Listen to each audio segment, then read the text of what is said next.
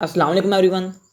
कैसे हैं आप सब लोग। उम्मीद करता हूँ सब लोग खैरियत से होंगे और अल्लाह पाक सब लोगों को खैरियत से रखे। डियर स्टूडेंट्स, आज से हम लोग स्टार्ट करने जा रहे हैं फाइनल टर्म की शॉर्ट लेक्चर सीरीज़। इस सीरीज़ के अंदर मैं आपको लेक्चर नंबर 109 से लेकर लेक्चर नंबर 234 तक प्रिपेयर करवाऊंगा।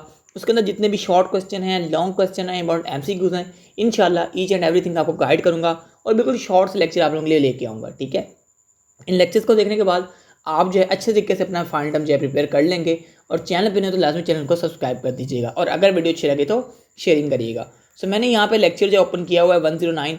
मैं यहाँ पे कुछ चीज़ें मैंने पहले से हाईलाइट की हुई हैं, तो मैं इसको यहाँ पे भी के लिए रेज कर देता हूँ ताकि आपको समझाने में मुझे ज़्यादा मुश्किल ना हो। ठीक है, यहाँ पे अर्ली जनरेशन का हमारे पास टॉपिक है। अब एज यू नो डैट कि जब भी कोई चीज़ बनाई जाती है वो जनरेशन वाइज बनाई जाती है, कि यानी कि पहली जनरेशन, फिर सेकंड जनरेशन, फिर थर्ड जनरेशन, यानी कि जैसे इसका लेवल एडवांस होता जाता है इस तरह उसकी जनरेशन जो अपग्रेड होती जाती हैं। तो हमने जो लेवल 1 वाली जनरेशन है उसको डिस्कस करना है। सो यहाँ पे हमारे पास पैरा लिखा हुआ है, कहता है जी programs for modern computer consist of sequence of instruction. के जो हमारे मॉडर्न कंप्यूटर होते हैं, जो अभी हम यूज़ कर रहे हैं कंप्यूटर्स, उनके अंदर क्या है, एक सीक्वेंस ऑफ इंस्ट्रक्शन जो हम यूज़ कर रहे हैं। डेटा इनकोडेड, कि हमारी जो सीक्वेंस ऑफ इंस्ट्रक्शन है हम क्या करते हैं, इनकोड करते हैं न्यूमेरिक डिजिट के अंदर। ठीक है, उसको हम न्यूमेरिक डिजिट के अंदर लार्ज सीक्वेंस ऑफ इंस्ट्रक्शन को हम कन्वर्ट करते हैं। सच एंड इनकोडिंग सिस्टम, इस इनकोडिंग सिस्टम हम क्या कहते हैं, मशीन लैंग्वेज कहते हैं। Clear. Unfortunately writing program in a machine language is a tedious task. Tedious task का मतलब है कि ज़रा एक टफ टास्क है, क्रिटिकल टास्क है। That often leads to error. कहता मशीन लैंग्वेज के अंदर जब आप प्रोग्राम राइट करते हो तो क्योंकि ये थोड़ा सा मुश्किल टास्क है, इसकी वजह से क्या होता है कि बहुत ज़्यादा एरर्स जो है वो यहाँ पे आ जाते हैं। ठीक है, फिर क्या कहता है that must be located and corrected. फिर जो एरर्स आते हैं हमें उनको क्या करना पड़ता है, पहले लोकेट करना पड़ता है कि एरर कहाँ पे आया है, फिर उसको हमें करेक्ट करना पड़ता है। और इस प्रोसेस को हम क्या कहते हैं, डिबगिंग प्रोसेस कहते हैं। ठीक है, before the job is finished.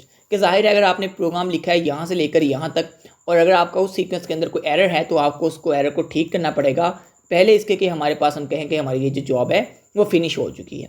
ठीक है, कहता है इन 1940s researchers simplified the programming process by developing notional system by which instructions could be represented in mnemonic rather than numeric form।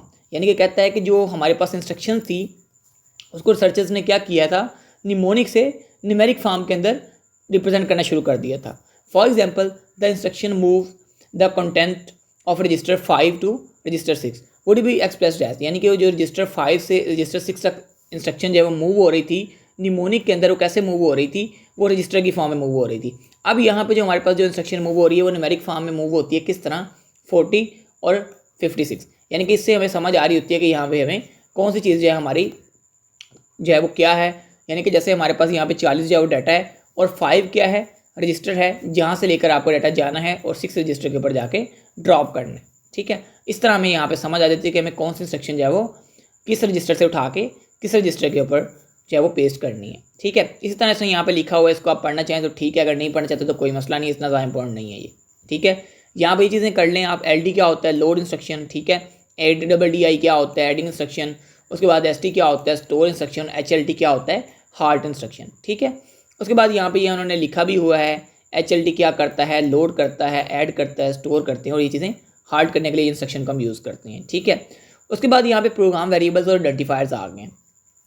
अभी जो हमारे पास 6C है, 6D है, 6E है, जो हमारे पास वैल्यूज़ आ रही हैं इसको हम क्या कर देते हैं, एक डिस्क्रिप्टिव नेम दे देते हैं और उन नेम को हम क्या करते हैं, प्रोग्रामिंग वेरिएबल्स और आइडेंटिफायर्स का यहाँ पे नाम दे देते हैं। ठीक है, और यही हमारा आज का लेक्चर था। होप्स हो कि आपको इस छोटे से लेक्चर से समझ आ गई होगी 109 वाले लेक्चर की। तो अगर कोई जहन में क्यूरी हो, कोई डाउट हो तो ज़रूर पूछिएगा।